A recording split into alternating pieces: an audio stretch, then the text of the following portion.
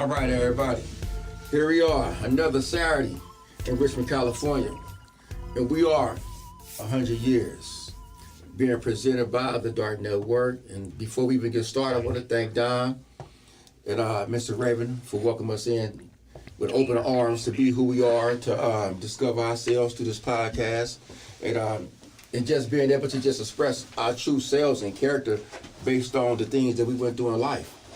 And so to my left, I have Patrick, a.k.a. Hamza, and to my left, I have Dante, a.k.a. Raheem, and I am Fahim, a.k.a. Lejean. And again, so we want to start today's subject matter dealing with what we all been affected with, not just in 2020 and not just 10 years ago, 15 years ago, but through our life, if we understand the BLM or Black Lives Matter. And so the subject came about because we see so much going on in the world dealing with our children, dealing with our adults, dealing with our grandparents, and dealing with us as human beings, being humiliated, being brutalized, being murdered behind the hands of law enforcement, and not just by law enforcement, but through our own selves, and how what we do affect us, and how we talk about death, turmoil, and struggle at our own hands.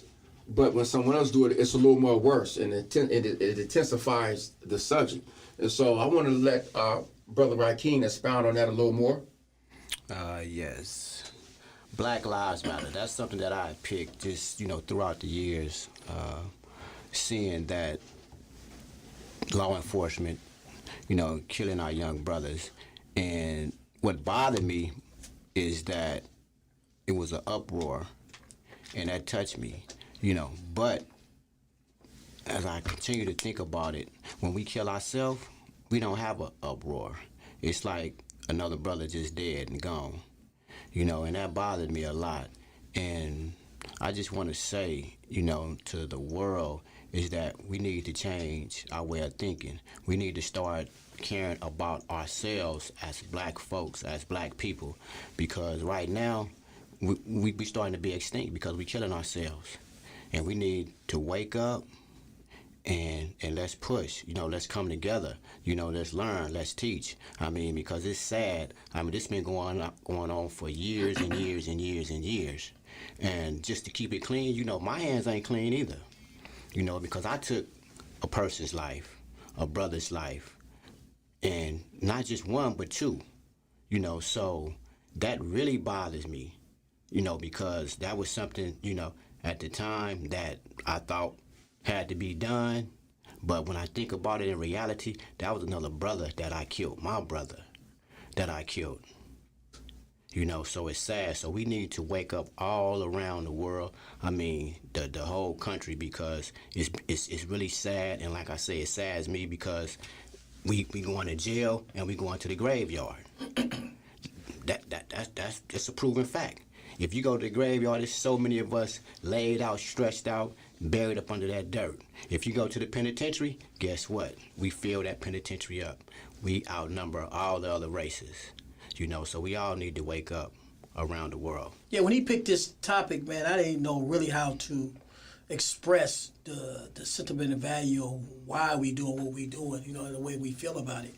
But I could just look at the windows of my own soul and say that, me coming from 100 years and, me personally doing 30 years for being a part of taking someone's life is very, very humbling in the sense that so many of us be in prison, man. I'm looking at it from a spirit of I've been in prison for a long time for a crime, right? And it's tied to Black Lives Matter because it's black on black crime, no matter how we look at it, no matter how we justify it. The rehabilitation and forgiveness stage come into play when we take part in somebody's lives, directly or indirectly. But, it's sad because, as much as we claim we love each other and as much as we claim that we respect one another, hey, we got differences of opinions on that. But for the sake of, when, speaking from those that I sat in behind bars with, we speak about the details of what it means for us to be unified as a people and us be what we need to do when we get back. But, the thing that causes us to come in is taking someone else's life that so had to look just like us. So, it's a vicious cycle that, we sit here and commonly say, but we really don't mean it deeply, what we need to do to change, right? So, it's a deep topic, and it's a tough topic because it takes that one individual, or many individuals, all of us, of course, but it starts with that one individual that want to bring about change within himself. You know what I mean? Because using myself for example, who am I to take something that God created? And an issue that got so strong between us, and I know we have them because I played the role. I didn't shot people. I didn't carry guns. I didn't roll with cats that's looking to kill people. I'm not making no excuses about it, but I'm saying, once you find that deepness within yourself to say, why I do what I do, the humility kicks in. You start saying, damn, I took somebody's life, man. I took somebody's mother's child. Daddy's son or daughter, you know what I mean? Because women getting killed too. But, it's sad, man, because, once you get to that place, the level of forgiveness is always something that you got to work towards, with that family, first with that victim, the family, and also, man, your community that you did that to, and your own family for separating yourselves from that family for the act that you committed. And let alone come out and try to live without somebody taking your life. So it's a vicious cycle, man. I think that this is a touchy subject, man, and you can go on and on with this, man. One session ain't gonna do it. But, we try to put our best foot forward with the topic we're talking about today. The hurt, the pain, the turmoil that one feels when a life is taken, when a life is destroyed. And we have to understand that when we take a life and a life is taken, that a generation is destroyed because one life produces the next generation, to the next generation. So when you take that life, be it male or female, now the pain goes back to the parents, to the father, to the nieces, to the uncles, and to the society that we have plagued. So what we have done and what I have done, it was very horrendous, to take a life, and it can never be justified. And sad as it is, one cannot really fully understand why the things are happening because it takes very deep introspection. You have to really dig deep into yourself to understand who you were as a person, what my situation was as a person, what circumstances surrounded certain events, not just in myself, but years preceding me. Because as we all know, everything has a ripple effect. Everything has a cycle. Everything has a chain that was once connected and was broken or interrupted somewhere in there. I don't know if it's through the food, through the chemicals, through Chevron, through Ronald Reagan and the Iran-Contra scandal when they dropped drugs in our communities. All that played a part. Our domestic upbringing inside the homes, the broken parents, the broken homes, the mama being gone or the dad being gone. All those played a part. And so my brother Rakeem said that a gap in what has happened with the Black Lives Movement is that why is it an uproar when the police or an official kills us, but it's not an uproar when we pull the trigger on each other? My question is there a silence within the families or the women when their kids are again being gunned down and murdered by our own hands? Do we hear the parents? In some cases, you do, but it's a small percentage, and like I said, not just the family member. Everybody should have an uproar, when one of us get killed or one of us, kill one of our own. I mean, because soon as, like I said, a law official kills a brother, I mean, throughout the whole world, they protesting Black Lives Matter. So we need to start. It needs to start mattering to us. And yes, when one of us get killed, yeah, the parents, everybody should be speaking up, against, this black on black crime. I mean, because it's getting out of hand. It's real serious. I mean, I can just go way back from when we was growing up in the 80s. We got a problem, we gonna get them up. Mm-hmm. The next day, we cool. What's up, Hamza? You know what's a trip? Because I was watching the news feed, a young brother ended up getting killed in Vallejo. Just based on news, which is, public knowledge. Now you have one day the mom is crying about what's taking place. Yeah. Now she talk about going in and picking up a gun and avenging her child. But the uproar is different. Yeah. See, so it's almost like I'm gonna do this, but I feel a certain way. So I believe that it has to be a solution Yes. to what's going on. Exactly. Especially in these small cities, and then we have to understand how the monetary gain is there when people killing each other. Who is really benefiting from we killing each other? Can we look at the rappers? We look at the girls out there who behind it. We look at the bloggers. So many people is benefiting throughout for our blood was being spilled in the streets. And don't forget about CDC. They benefiting big time. Exactly. And don't forget about the graveyard. They benefiting big time. Big time. Yeah, it's really appalling because this is a touchy situation for me. It's hard for me to translate, what it feels like because I'm a parent, that lost his son. Yeah, exactly. To black on black, right? Right. And so everything that you're saying is resonating with me, right? And when they came to visit me in prison, homicide came to visit me in prison after 28 years of me being in prison for taking someone's life. Right. So now here it is. They knock on the door. Hey man, we need to talk to you.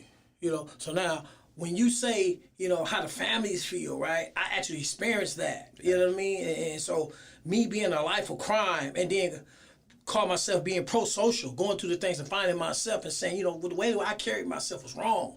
Maturity set in for me, right? It's a process. So now I reached this point. That don't mean things is not going to continue to happen, right? Homicide coming to me and telling me, how my son was murdered, where he was murdered at. Do I have any notions of who possibly, would do this? Is it from the life you live? Is it coming back to hit, because he was my junior? Yeah. So, feeling that shock and awe, right? And then being incarcerated and then looking at, going back in the building and surrounding myself back around all men of color. Just looking at our situation as a whole, saying, man, we are the worstest problem. Yes. You know what I mean? We are the problem in terms of not so much like blameworthy problem, but like not, taking the time with ourselves like we're trying to do, and really starting to really have a campaign about why we do what we do and where does that lead us. Okay, even if I agree with you and say, okay, well, you did that because of the fact remains that had to be done. Yeah. It's just granted, because certain situations just be really foul.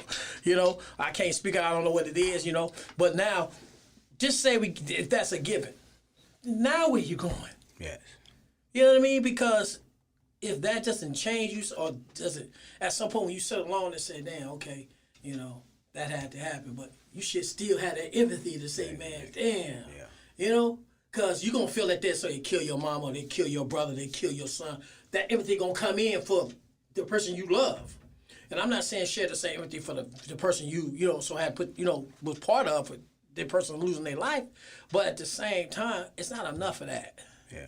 In our community, it's more so, when the police do it, there's a whole lot of man, that was wrong, man. You know what I mean? But at the same time, when it happens to each other, depending on what side they fall on, we don't really, a couple of days after the funeral, it's back to business. Like normal program. Then you may have something to say, okay, we're going to avenge that. That's not the solution. That's just more of the problem. It's cancerous. Yeah. You talking about going back over there and knocking somebody down, and then you come. It's one of the tick-tock things that you never really find a solution. Yeah. You know what I mean? And so, here we come. Hey man, we trying to reach out.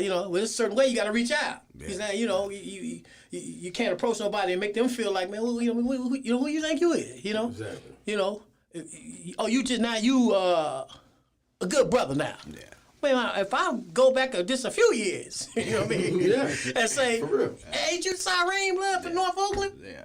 I got that sometimes. I'd be like really laughing, but I'd be ashamed. Like, man, you put in work, and it had me scared to ask. Like, what kind of work you know what I mean? But I know what it means. It's universal. So is it safe to say that young brother black men don't know why they do what they do? Yes. And why do you think they don't know why? I think it's because they ain't been taught far as respect. You know, because that goes a long ways. I mean, because if you just look at these young kids today, they don't care about nothing. Okay, now, who should be there to teach them respect? Just say we got these kids who are 18, 19, 20, just after 25 years old. Yes.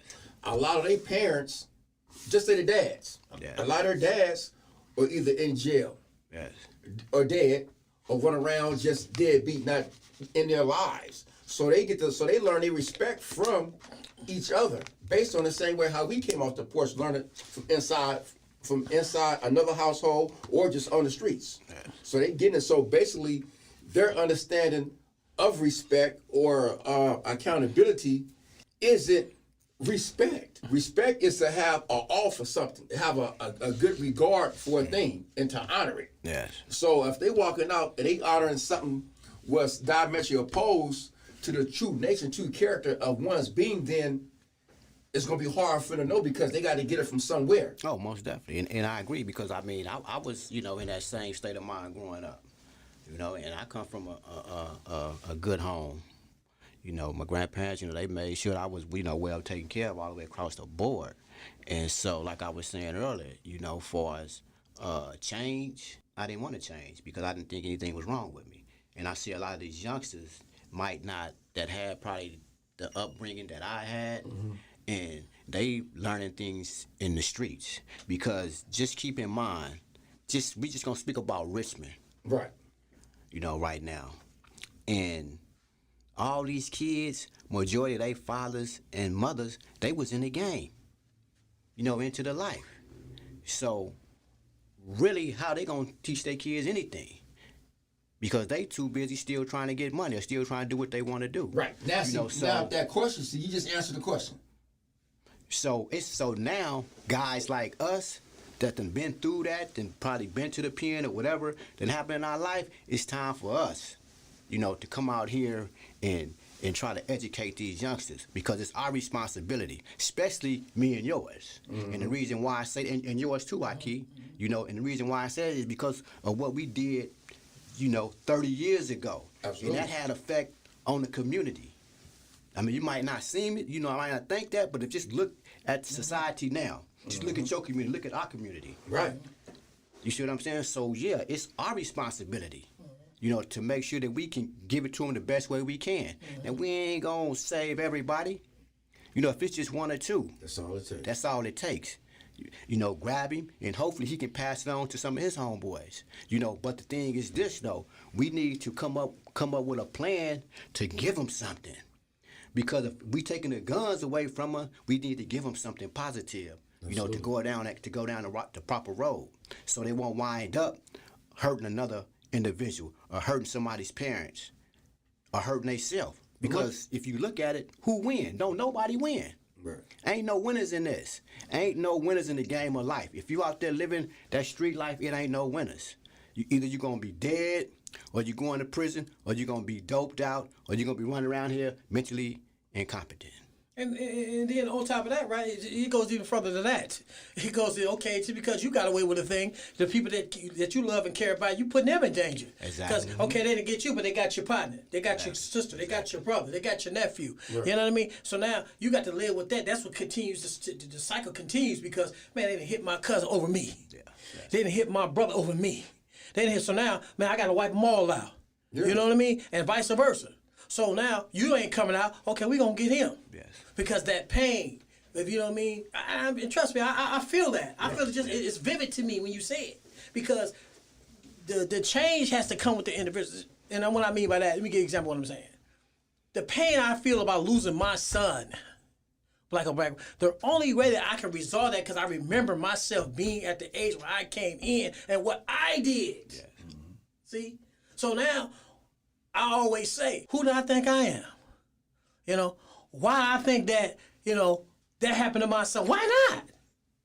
It's the cycle of what we do, you know what I mean? So, yeah, I feel, okay, I changed my life. I'm trying to do the right thing, you know what I mean? Step by step, through prayer, through worship, through camaraderie of the brotherhood, you know what I mean? Through social dynamics, through positive engagement. It takes a whole lot. Yes, right? yes, Then for you not to revert, you have to move in strength with positivity, right? So now, all that being said, right, and seeking mercy from Allah, from God, right? All that being said does not exempt what may happen to one of my family members, or what may happen to in my case, my son. Right. So now, that's the real test. You know, when we talk about these lofty ideas, right? Yes. Okay, boom, that happened to me. Now, what position you got as a man, as a real man, as a reformed individual? What position do you have? Because your son got killed in your own community. You know, I believe in the rich. You know what I mean? I believe in Oakland. You know what I mean? And that happened. Yes. Now, because you know what we say, are you gonna let them kill your son? What's your resolve? How you gonna reach the youth? By what? Example. That'll make me no less a weaker man by not defending that. I ain't defending it that way. Yeah, exactly. See? Because that's what? That's a cycle. You know what I mean? And like you said, nobody win. Because I'm going to either get myself killed, I'm going to put myself back in prison that's going to take me away from my family that so need me. You know what I mean? We need it. Right. We don't think about all these things. There's a whole lot of pieces to the puzzle that inquires when one does what he does. And then, we go through a long systematic process. What they do. They run us, through the court system. We pay, everybody get paid off of us. Yeah. The county for holding you, the judge for hearing your case, the DA for taking the case, the lawyer, the public, he come right in on your arraignment. The transportation guy. Oh, yeah, we got to know, I got about 10 of you guys on my case file, so you're number 11. Right. So that's what you mean. So we have to be sincere, and we have to lead by example, and we have to be graphic about why we doing what we doing. Right. Whether it works against us or not, we got to be truthful, Yeah, right. Hey, and being graphic, right, is that just a couple weeks ago, I talked to a young brother. His brother ended up getting killed.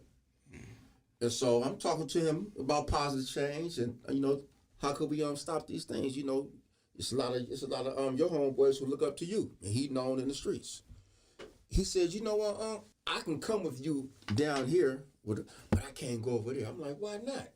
He said, because we don't get along. I said, but we out here though. He said, but them same dudes over there, and had a part of who he used to be close with killing his cousin. But it happened like 2 weeks prior to that, when he was trying to get himself together. He said, man, I was just driving. I don't have nothing to do with anything, but they just shoot my car up. My car over there, bullet holes in it. So now it takes back the tick for tack. Yeah. When we trying to talk to him, he said, man, for you to have been gone so long, but you still come down here and talk to us. You still come over here and talk to me. You know what I mean? And while he talking to me, he got a handful of EDD cards. Yeah. But I understand. He said now, so basically, I said to say this. You take the guns out their hands, they still need a way to try to make some money. Exactly. So, and then so now I'm watching everything go on. I'm watching backpacks here. I know what's going on. I'm watching this here. I'm watching heaters being transferred here to one over here. I'm looking like, I better get up out of here. But I know I'm doing the right thing. Yeah, okay. I dropped some clothes. I dropped some little hats off, a little face mask. I said, okay. But we can't say we want to see change within our community if we scared or refuse to go in our community where everything is happening because we was a part of it. Exactly. You know what I mean? We can't be on the outside and say, man, we want y'all to do something. Like we got these city council members here. We got different police officers here. They'll respond after the tape should have been brought in. The yellow tape should have been brought in 20 minutes ago. Then they're responding. Yeah. Instead of hearing about a thing, know something's going on. Now let's go here and take action before it gets worse. So that's what we have to start doing, I believe, as a people, as black men, as black women, and as a society at whole. You know what I'm saying? When we go through these neighborhoods, we got bad infrastructure. You know what I mean? So if you got kids and parents going through the streets and the streets need fixed, they go around, right? And end up somewhere else what's not part of their neighborhood. Because they don't want to drive that way. Yeah. Or if you got garbage everywhere, or just whatever is going on, the parks is being taken over, being littered, whatever, they go out instead of coming in. So we got to be those who was once in and say, I'm not going to be on the outskirts, but come back in where it's happening at.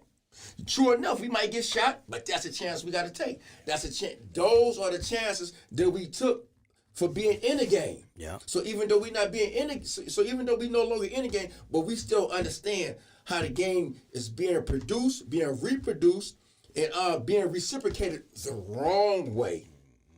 You understand? When I say being reciprocated, because it's being passed back and forth differently than the way we got. Even though we got it a certain way, we still made a conscious decision to do what we did, to pick up a gun, to go shoot, for whatever reason we done it for. We still made that conscious decision without sitting back and saying, man, nah, we was hasty.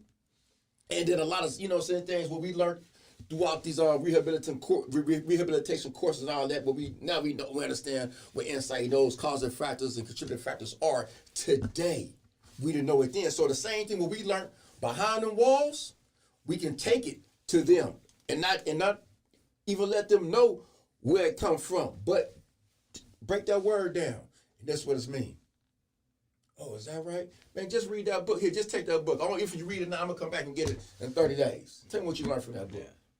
So I understand what both of you guys are saying. We got to start somewhere because we was up in it. Yeah.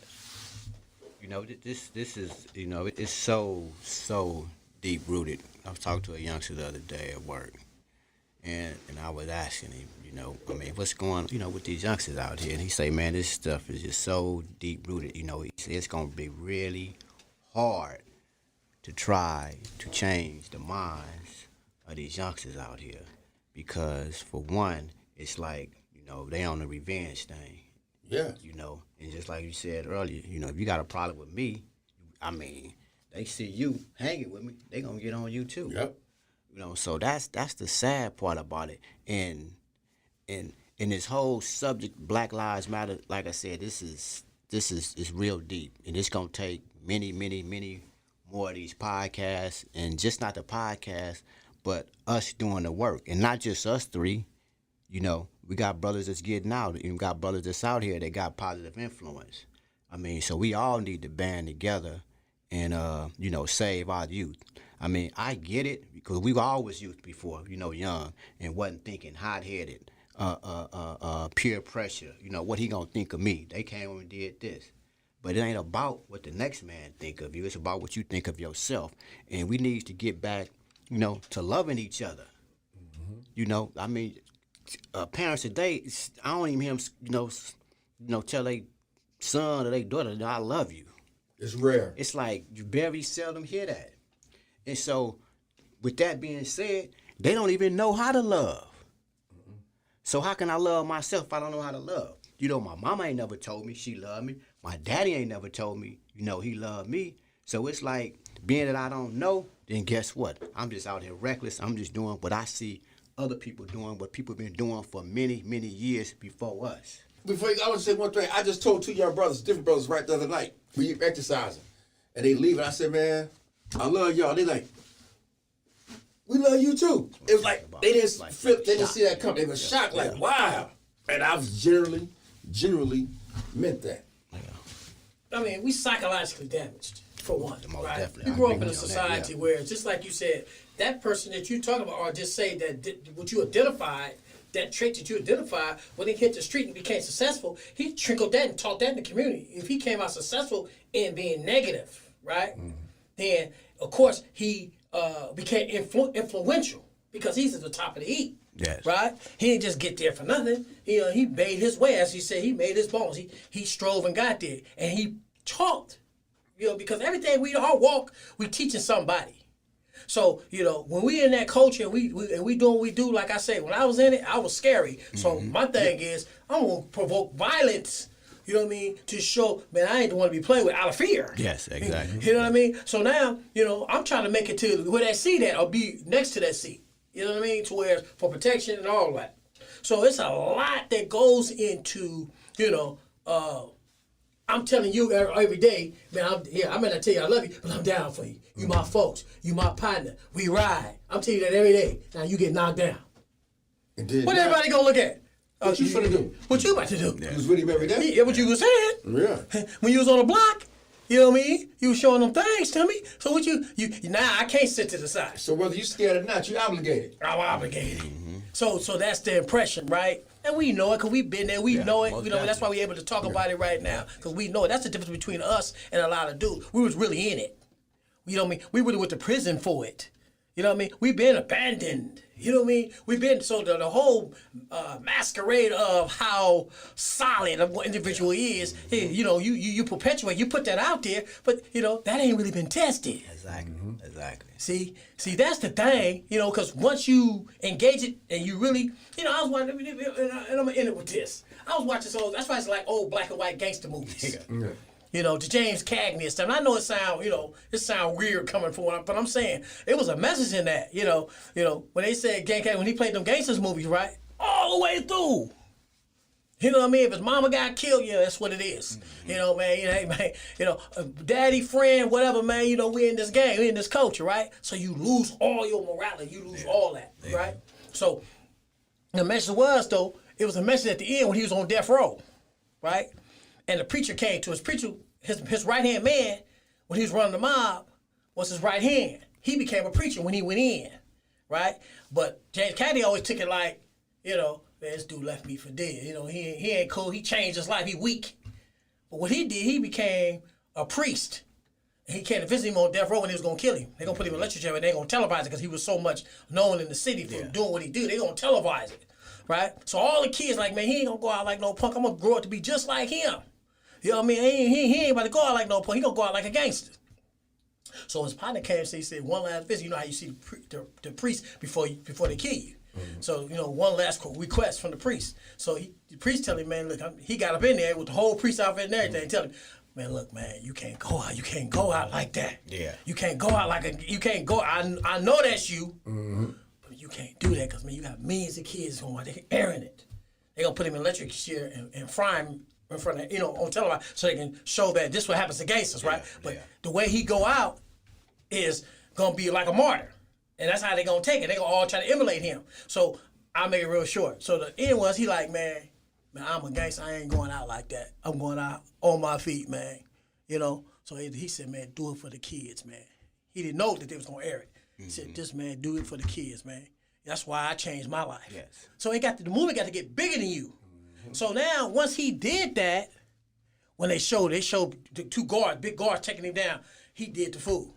He hollered, screamed, I don't want to die, all that, right?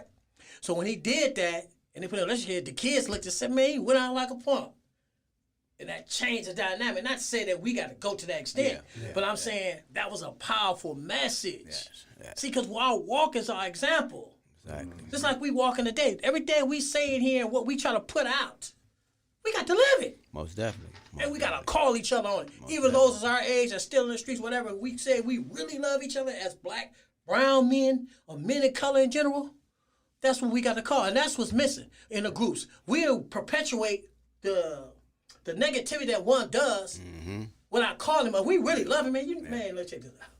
You know that ain't cool. Sure. At least don't do it around me. Yeah.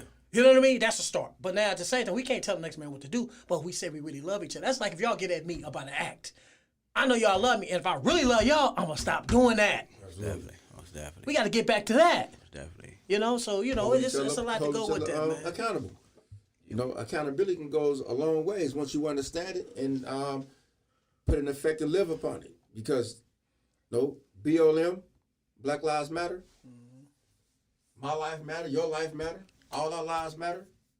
We walk up this door, we see, I don't care who it may be, we got to know that their lives matter too. Most definitely. And so, the subject matter, this is just so deep, and as you say, you know, it's going to take many more podcasts for this. It's going to take a whole lot to just, but the main thing is to just live what comes out of our mouth. You know, act upon it. If we say we for change, then we got to keep inducing that. Just like how they when they say you're on a deathbed and they're gonna put you in a induced coma to try to take the pain away. Sometimes that's what it's gonna take. It's gonna take people to put somebody else in an induced coma, meaning to put them to sleep with something good. You know, because right now they being put to sleep at what I'll tell you, barbiturates, opiates, and every type of cookies and cream, but they spraying on these leaves and everything. You know what I mean? And so it's time for the people to wake up, because what's happening is what we see when people go into these mass hysterias is that when someone get killed, they get juiced up off all this stuff. They get, then they go into the streets and act. You know, because they see it, and what they doing, they're perpetuating a thing, and it's not just because of a law enforcement kills someone. It becomes the anger and the cry. What was, you know, said what someone was feeling from years ago. Now I'm gonna lash out this way towards law enforcement or towards whomever it may be, and that's another part of what the people would never tell us. So what they're gonna do is put it on here, live stream it. This was going on because they know this is all we do. Now, without delving deep into what's behind these causes, you know, and then say, okay, hold on. If y'all go out here and do this here, what about these young babies? What's going on? What they gonna see? Exactly. What about the young? Cause these young babies is 2, 3, 4, 5 years old, gonna grow up and see mama, daddy, see brother and sister acting out and grow up, right? Because the mind is like a black tape recorder, so it's gonna take in. So now it's gonna be the children growing up and seeing a police kill us, we kill each other. Okay, now what's behind it? The kid. Oh, I don't know. So it happened. So who gonna teach the kids? Let me ask. Can I ask something with that before when I interrupt you? You know, when we was in prison, right? You know, a lot of things we did was from a positive step. Okay, we had our, you know, nicks and bruises and stuff like. But you know, we got to shed light on, you know, how we were. You know, some of the things that we identify with that moves our heart to talk about the subject. You know, I remember I was in a situation where, you know, we used to be in riots and, you know, trying to help brothers see that. You remember the key was, hey man, we gonna make it out. You know, none of us is no crash dummy. You know, we got to find something to hold on to, and it so happened for us was Islam, but it wasn't just saying, you know, I believe. You know, it was some well paved out examples, some solid elders that would, you know, man, look, you're not doing that. You know what I mean? Why you sound like Ali? Because that's one of the big brothers that influenced me. You know what I mean? And, you know, I had bruised ribs a few times too. But what I'm saying is that, you know, when it came our turn, because they did their turn. Yes. Right? We became elders. Yes. And we had to provoke or perpetuate the same thing that they left us with, the Jews that left us with, because we didn't know.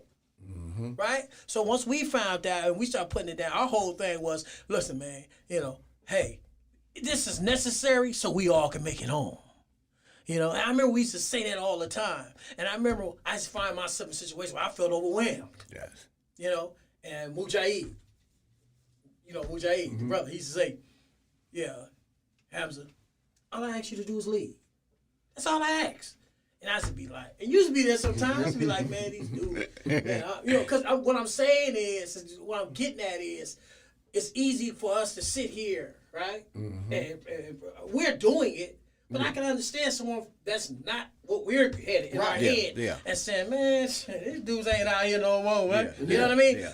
But my point is that once you engage and once you really want change and you start with yourself, then, you know, other people you can surround yourself with people that'll say, man, you're doing a good job. Yeah. Man, stay on the path. Man, look, if you lead, lead. Because, you know, leading is leading yourself and the people that you love out of that situation. Definitely. So you got to lead, because if you fall back, then that's going to be a poor example. You know, and now they're going to follow that too. See? So, you know, man, this is, you know, I thank you. I want to say I thank you for, you know, bringing that to us to say, let's talk about this. You know what I mean? Because, you know, I wasn't even prepared to go as deep as we are. But, you know, it's good because it's there, it's inside me. You know, it's a painful place inside me that needs to be talked about and shared, you know, because, you know, we're killing each other. You know what I mean? At the end of the day, you know, and I did a lot of, you know, psychoanalyzing and looking up, and while I was in college, in prisons, about who are we as a whole. We're only 6% of California. That's it. out of 44 million people, we only 6%. That's only roughly 2 million. It looked like, black on black crime and all that. It looked real big. We just killing each other. Yes. You know what I mean? 11% in the nation. And you look, the little girl just got killed. 19-year-old girl got killed.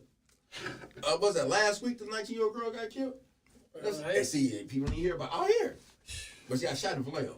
Okay. But yeah, but you don't want to hear on the news. But gunshots is ringing out every day. Every day. And so therefore her life matters. Yes. Your son's life matters. Everyone else's son's life. So when these things going on, we got to start. I don't care. We putting posters up, we use our phones for everything else. Man, that's wrong. That's wrong. How can we change this here? You know what I mean? Because, and again, what you just said is profound. Because people are gonna see us on here and say, okay, hold on, man, my brother just got killed yesterday. Yes. You know what I'm saying? My daddy just got shot.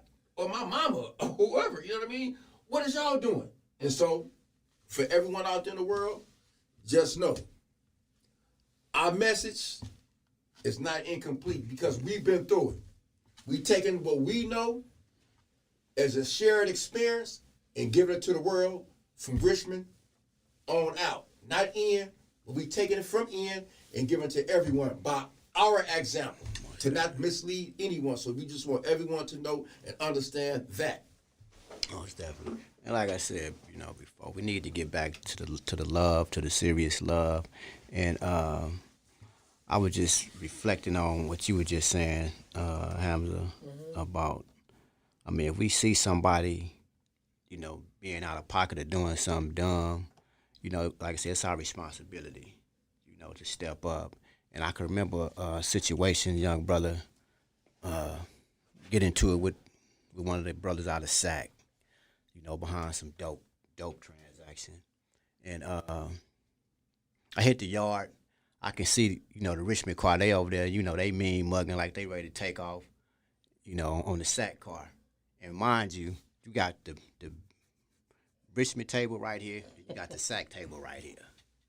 I remember that. Just yesterday, y'all was kicking it. Mm-hmm. You know what I'm saying? So I hit the yard one morning and I see this. I'm like, man, what's going on? I'm like, man, fool, tell me he ain't get the money, man. My folks say they sent the money. For a 50, what a 50 bundle. So I'm like, who? Man, the fool big twin. Want to run around like he okay, whatever. Anyway, so I like, man, I'm gonna go holler at these dudes. So I go holler at the brother. I say, man, twin, check this out. I say, man, the man say his folks sent it. Well, my folks say they ain't got it. I say, okay. Well, can he give you half? Can he give you $25? Oh no, I gave him. I say, okay, I already see where this going. So my point is this: is that I want to diffuse this because I mess with cats out of SAC. Right. We all mess with cats out of SAC. And like I say, y'all were just messing with them yesterday. So now we finna allow this to separate us? I say, no, that ain't. I tell you what, Big Eddie, write me out a $50 list and I'll go get what you need up out the store. But from now, don't do no business with that dude. And I'm finna go get at him, let him know. You know what I'm saying? Don't be buying no more drugs, while you up in here with me. Because now you finna cause a wreck. So what I'm saying is that we have to start being responsible. We can't turn the other cheek when we see something or engage in, they did what? Oh, let's go get them. No. So somebody got to be thinking clearly. Because if we are trying to be gangsters in the pen, what we gonna lead it to? We ain't getting out. You ain't getting out. Or you gonna take that same, you gonna bring that same mentality right back out here and get killed. So we need and that's happening. So we need to start being accountable. We need to start loving each other. The right way, and we need to start being parents. Even if it ain't our kids. Absolutely. We got to start being parents to them. Because back in the days, Miss Jones, if she seen me out of pocket, she was gonna whoop my behind, and then go tell my grandma. Then guess what? I'm gonna get another whooping for whatever I was doing out of pocket. Yeah. We need to get back to that. We talked yesterday. They say them days are over, right? At 17 years old, you ain't even old enough to buy a beer. Yeah. But of going back to add what you're saying, right? You know, the antidote to a prescription for anything that's dealing with, criminal thinking and crime, is the love. The love is, our love. What we was talking, we had to be, we had to be taught that. We thought our love was, man, this broad coming to visit me in the living room, man. She gonna make sure the whole table filled with food, man. She gonna be up there every week. You know what I mean? Regardless of what I do, she riding. That's not love. You know what I mean? That's abuse.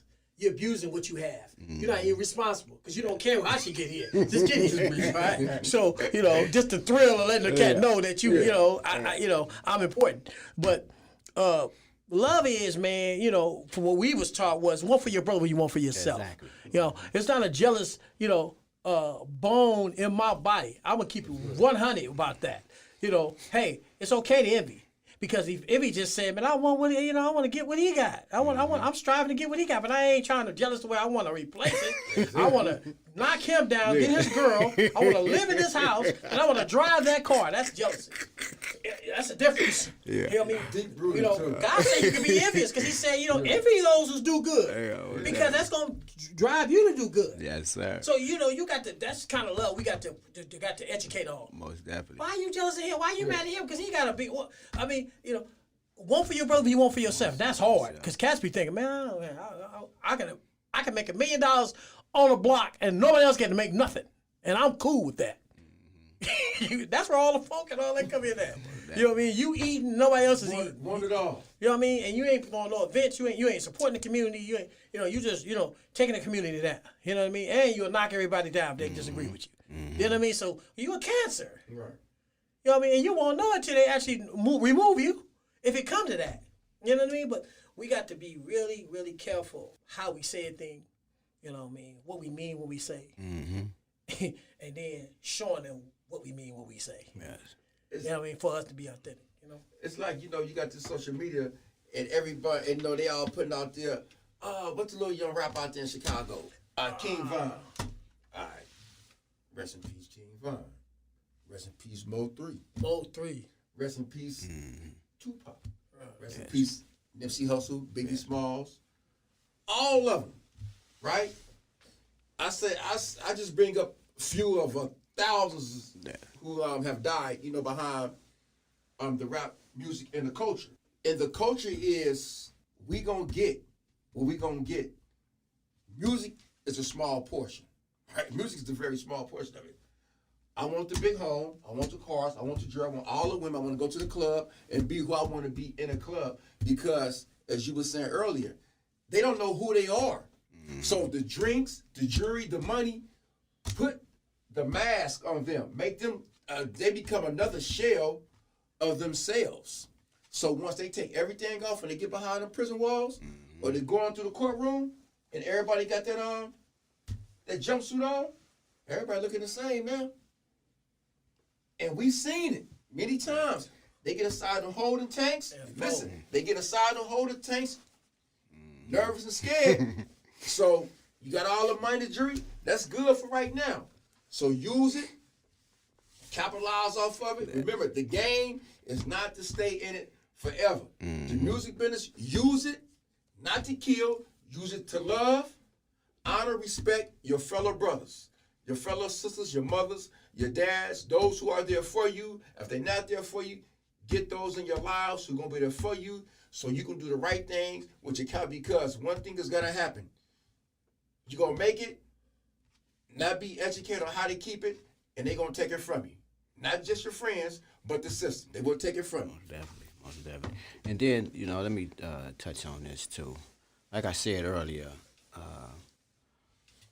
like I said, I do feel a little bit responsible for a lot of the things that's going on today. And like I said, because when I caught my case, 87, wasn't nobody, being active like that.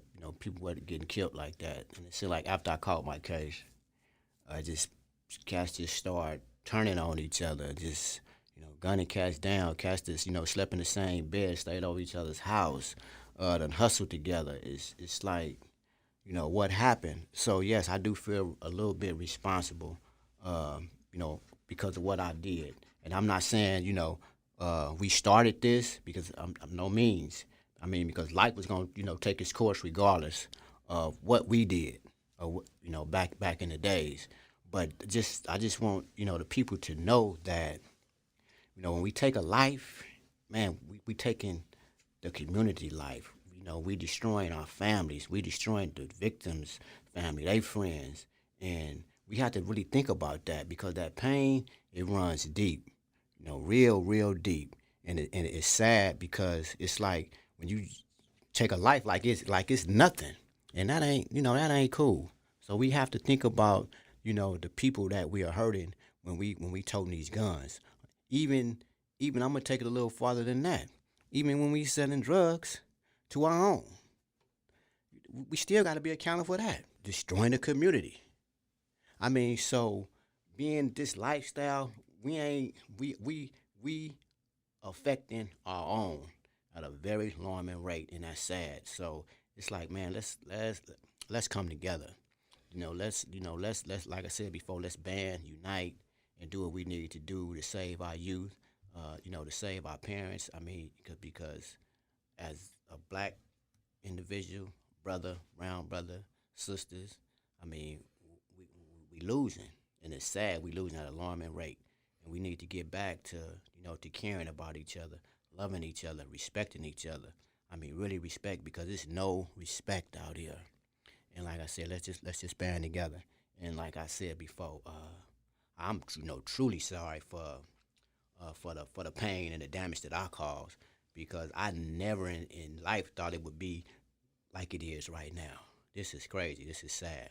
I just want to close with this, saying that, man, I almost maybe had a tear in my eye for that. But I want to just add that in closing is that it takes a village, it takes a community, it takes a city, it takes a nation to tackle this issue. Yes. And secondly is that, making amends, this is what you just said, you're making amends. You know what I mean? You're making amends, and we got to be sorry for the actions we did, but it's just sorry and apologies, two different things too. Yes. You know what I mean? You're really sorry because you got caught, but you apologize because you affected somebody by your actions. Mm-hmm. So those are two things that's very impactful that we got to be certain of. And then again, I just want to say that, we got to lead by example. Exactly. And we got to be approachable. We got to make time for those who don't have time. Yes. You know what I mean? Because, it just started with us. We got to really, really get back to how we was in the 70s and 80s. Not so much for economic-wise, but the social dynamic. When we had uncles that come over here, and our mama said, man, he been acting up in school. Man, where he at? I'm like, damn, my uncle tripping. Mm-hmm. You know what I mean? We ain't got no respect. We ain't got that. We don't even, I've been out, man, trying to find my family, man, in closing. And when I find them, it's like I got to really work hard to engage them. It's just like, okay, we cuss, all right, man. All right, man. All right, cousin. You know what I mean? We don't have that no more. We got to build that from the root all the way back up. I just want to say, I appreciate that, man. It's just a start, this chapter of many chapters. Yes, sir. And thank God that we're able to share it with you, brother. And as always, as we closing, thank Brother Don, thank Brother Raven for being here, for opening up these doors and opening arms to us. And again, thank everyone out there. We are men who are on the change, 100 years. And yes, we have hurt many people, and we striving through our actions to serve those who we hurt, those who we know, and those who we don't know. And we out.